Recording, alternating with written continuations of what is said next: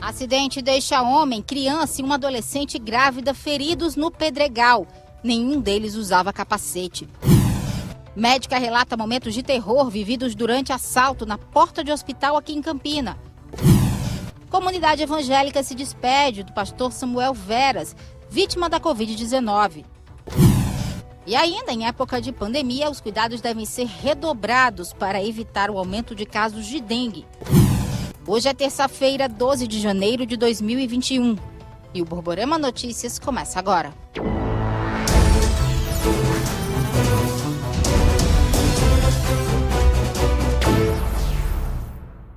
Olá, boa noite. A gente abre essa edição mostrando um acidente que aconteceu na manhã de hoje no Conjunto dos Professores, que deixou um saldo de 3 pessoas feridas. O acidente aconteceu por volta das 9 horas da manhã, nesse trecho da Avenida 27 de Julho, no Conjunto dos Professores. Conforme as primeiras informações, o condutor dessa moto saiu da rua Manuel Barros de Oliveira, entrou na avenida e colidiu com esta picape. Na motocicleta estavam o condutor José Ramos da Silva, de 55 anos, uma criança e uma jovem grávida, que foram socorridos para o hospital de trauma. O condutor do carro estava se dirigindo para o trabalho quando foi surpreendido com a motocicleta que saiu da rua Manuel Barros de Oliveira. Eu vinha no sentido Bonocongó-Pedregal, ia passando por essa pista. O senhor vinha daquela avenida lá, veio saindo, foi atravessar naquela entrada ali, que acho que ali não é uma rua, né? Quando ele foi, vinha de cheio, eu ainda freiei, mas não deu tempo. Joguei o carro de lado, mas pegou, infelizmente. Você saiu, viu como é que estava? Saí, vi, aí liguei para a SAMU, o pessoal chegou, deu assistência, a gente ligou para a SAMU, tudo. Ele chegou a falar alguma coisa? Não, falou. Ele disse, não, eu vinha, dei um branco em mim, eu não levei, não. Os 3 feridos desse acidente, uma criança de 7 anos, uma adolescente de 16, que está no 4º mês de gravidez, e o avô dela, de 55 anos, foram atendidos aqui no Hospital de Trauma pelo cirurgião Júlio Vidal. A princípio, chegaram aqui no serviço pelo SAMU, todas em protocolo de trauma. A criança ela segue estável, foram 3 vítimas, a criança segue estável, vai passar pela neurocirurgia e vai ficar em observação aqui no serviço só por protocolo. Nós temos também uma gestante que deu entrada também, que ia também na moto, os 3 na moto sem capacete. E aí a gestante chegou também, está consciente, orientada, também está estável, vai fazer um ultrassom de controle para ver se não houve nenhum comprometimento com o bebê. E tem o que ia conduzindo a moto, que é o avô da criança, também segue estável, só que ele teve uma fratura no colo do fêmur e vai passar por um procedimento cirúrgico. Nenhum dos 3 corre risco de morte? Não. Todos eles estão aqui em observação e seguem estáveis. E olha só essa história, uma médica estava chegando em um hospital no bairro da Prata quando foi abordada por um bandido armado e teve o veículo roubado. Zenaide Ferreira traz os detalhes para a gente.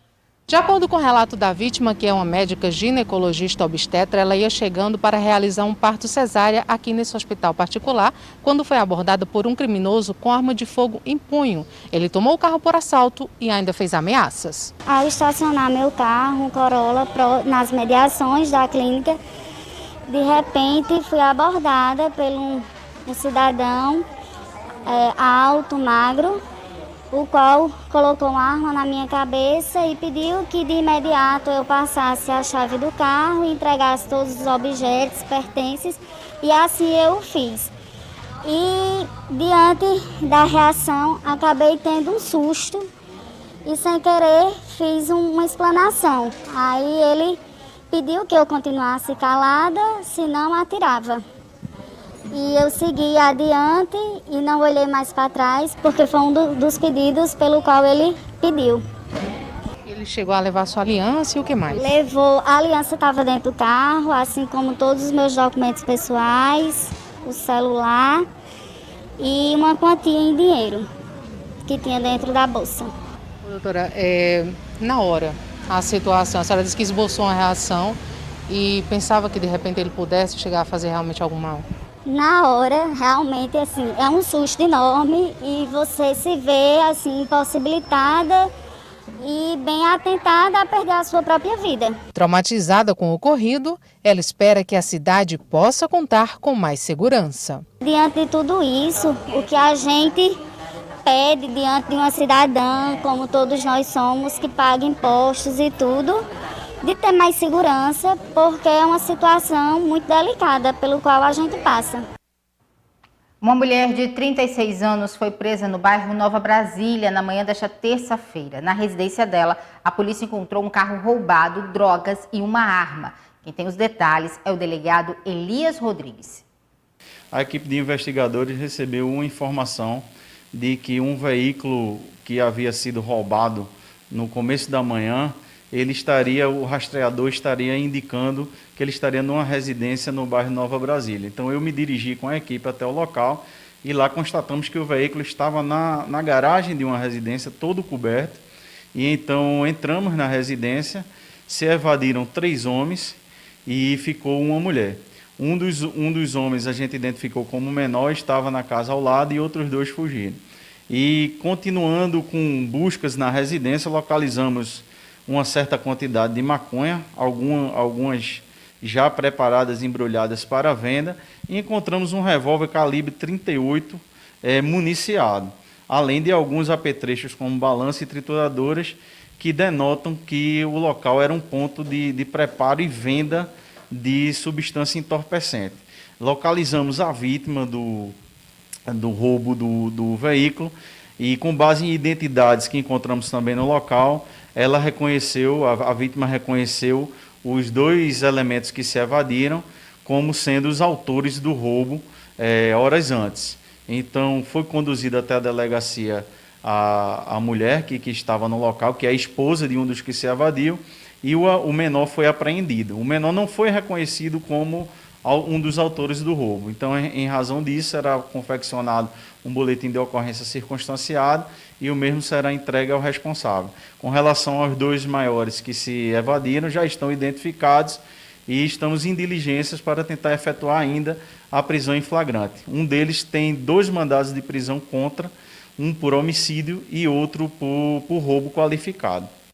A seguir, marcada para o dia 19, a reunião dos governadores com o ministro da Saúde para discutir o plano de vacinação contra a Covid.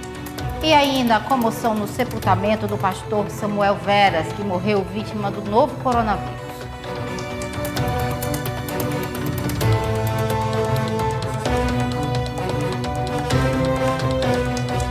Morreu nesta terça-feira o deputado estadual João Henrique, do PSDB, aos 77 anos, por Covid-19. O deputado paraibano estava internado desde 7 de dezembro em um hospital particular de São Paulo.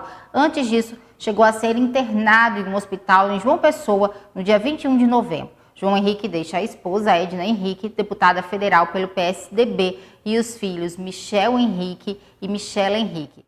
Olha, foi sepultado na tarde de hoje o corpo do pastor da Igreja Evangélica Congregacional Central de Campina Grande, Samuel Veras. Ele tinha 70 anos e morreu na noite da segunda-feira por complicações provocadas pela Covid-19. Passava de 1 da tarde desta terça-feira quando os veículos começaram a chegar ao Parque do Povo. Amigos, cristãos, membros da Igreja Congregacional Central, que se uniram para um último adeus ao pastor Samuel Veras, que morreu nesta segunda-feira vítima de Covid-19. O pastor estava internado nesta clínica particular que fica no bairro da Prata há uma semana. Ele foi piorando ao longo dos últimos dias e no último domingo precisou ser entubado porque estava com muitas dificuldades para respirar, de acordo com informações da própria família. Passava das 9 da noite desta segunda-feira, quando ele sofreu 2 paradas cardiorrespiratórias e morreu. Samuel Veras tinha 70 anos e era pastor da Igreja Congregacional da Rua 13 de Maio desde 1990. Ele era casado com a missionária Edileuza e tinha 2 filhos, frutos de um relacionamento de mais de 5 décadas. Foram 51 anos de namoro, noivado, casamento, vida de muita alegria, de muita paz. Samuel foi um homem que deixou um legado inexplicável. O pastor era muito querido entre os fiéis, dos mais velhos aos mais jovens. Pastor Samuel era amigo do pastor Valberto há mais de 25 anos e, apesar das diferentes denominações, eles partilhavam a fé e o cuidado com os irmãos em Cristo. Pastor Samuel nos trouxe o ensino do que é ser um pastor dedicado que ama as suas ovelhas. Conduziu muito bem a igreja e deixa um legado extraordinário, não apenas para a comunidade evangélica, mas para a cidade de Campina Grande, as cidades em seu entorno, por onde o testemunho do pastor Samuel possa alcançar. Passava de 2 horas quando o corpo chegou em um veículo de uma funerária para o cortejo. Do Parque do Povo, os veículos passaram em frente à igreja congregacional, que foi pastoreada por Samuel ao longo das últimas décadas. Em frente à igreja foram feitas homenagens e, ao fim, uma salva de palmas foi dada em homenagem ao pastor. Palmas, há 30 anos, cuidando por Deus nas mãos de integridade. Em seguida, o cortejo fúnebre seguiu para um cemitério particular que fica na saída da cidade em direção a Queimadas. Lá, apenas a família participou do último adeus. E ainda no assunto coronavírus, uma reunião que seria realizada hoje entre o ministro da Saúde, Eduardo Pazuello, e os governadores foi adiada para a próxima semana. A reunião destacaria o cronograma de vacinação contra a Covid-19. A nossa correspondente em Brasília, Fernanda Martinelli, tem os detalhes. A assessoria do Ministério da Saúde enviou uma solicitação ao consórcio de governadores pedindo que a reunião fosse adiada, já que o ministro Pazuello teve que fazer uma viagem para Manaus, região que está sofrendo muito com um aumento no número de casos da Covid-19. Ele foi fazer o anúncio de ações do governo federal no combate ao vírus. O governador Wellington Dias, presidente do consórcio, acabou aceitando essa solicitação e, com isso, a reunião só deve acontecer no próximo dia 19. Existe uma cobrança dos governadores para que esse cronograma seja logo apresentado e muitos já disseram que, se não houver uma decisão por parte do Ministério, cada estado vai tomar a frente e vai definir a data do início da vacinação contra a Covid-19. E a gente deixa de falar da Covid-19 para falar do combate à dengue e fica o alerta para os cuidados que devem ser tomados por parte da população. É que o verão é a época mais propícia para a reprodução do mosquito. Sol e chuvas isoladas.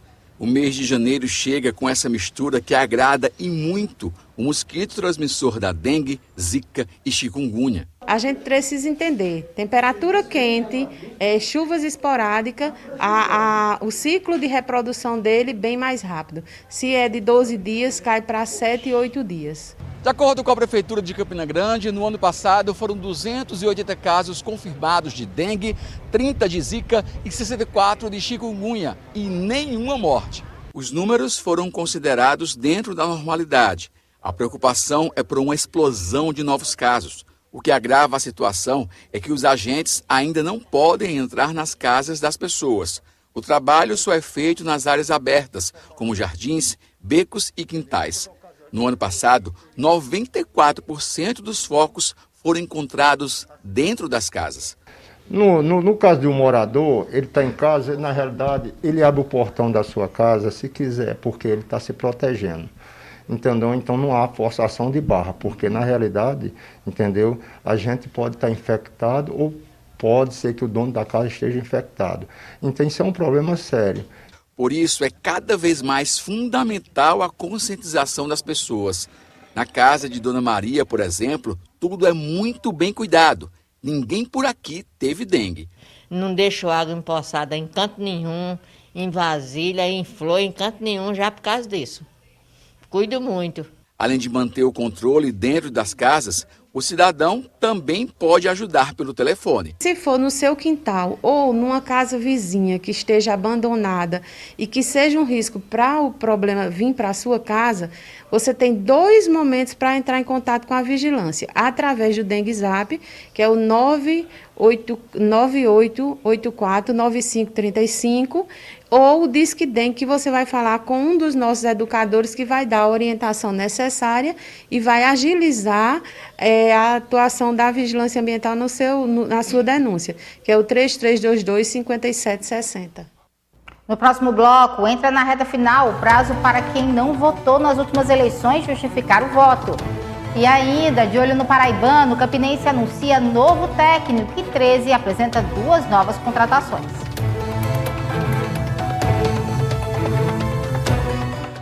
Estão abertas as inscrições para o ProUni 2021. Para se inscrever, é preciso acessar o site oficial do programa, o prouniportal.mec.gov.br. É possível escolher até 2 opções de instituição, curso e turno. Todos os dias, ao longo do período de inscrição, o sistema atualiza as notas de corte. As inscrições podem ser feitas até a meia-noite de sexta-feira e serão utilizadas as notas do Enem 2019. Olha, está chegando ao fim o prazo para quem não votou nas eleições de 2020 justificar o voto. Vamos ver.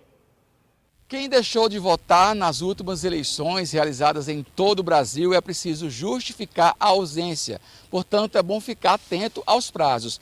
Quem não votou até o primeiro turno tem até o dia 14 de janeiro para justificar a ausência.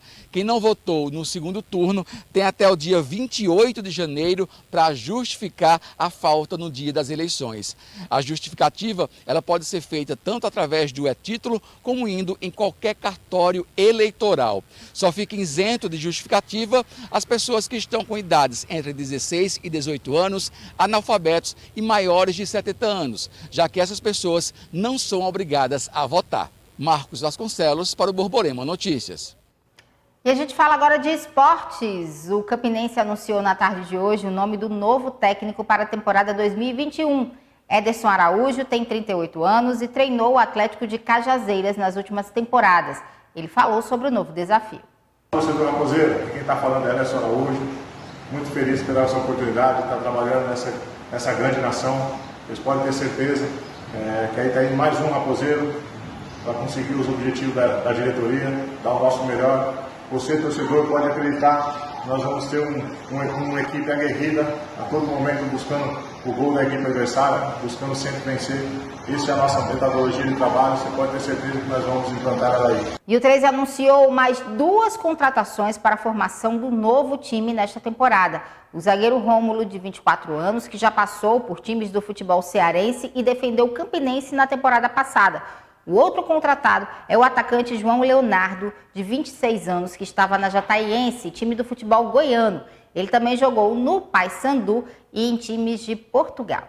E o Borborema Notícias fica por aqui. A gente volta a se encontrar amanhã aqui na TV Borborema, sempre a primeira. Uma ótima noite para você. Você fica agora com o SBT Brasil. Boa noite.